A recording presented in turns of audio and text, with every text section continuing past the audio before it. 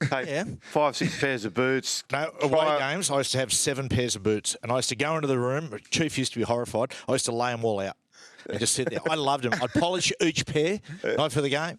What make you choose what to wear? Mate, Just have a feeling? Or? Like the ruby red. have a gut feel.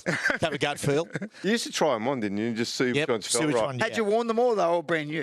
No, I used to wear them all different times, and some were better in some conditions. I used to get you got to the point in your career you knew. I'd say, right, if we're going to play at Allianz Stadium, I'd wear a moulded if it was a day game, but it was a long moulded. It was a longer moulded sole because as you go over on the western side, it was always damp. Yeah. Where the eastern side was always dry, had most of the sun.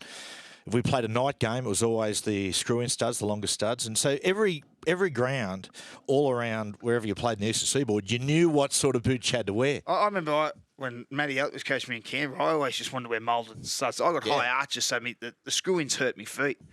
Anyway, I've slipped over about 2 or 3 times on the last tackle. Like, they've come out to put pressure on me, and I've tried to step, and I've slipped, and they've just dived on me and turned the ball over.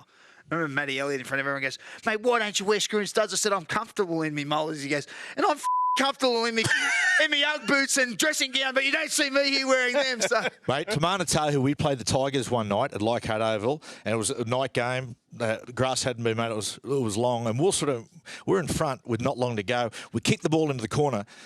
Tamana sprints down on a kick chase, has Joel Kane sort of trapped and slips over.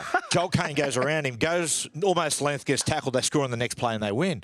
The next day we turned up at the team meeting. Warren's filthy because Warren's number one thing is to say footwear is the most important element. He said even the great Walter Lindrum, the Billies player, always had the appropriate footwear. And he said, and we went through the whole meeting about the game. He didn't say anything. Then at the end he went, Tamana, come up front here, son.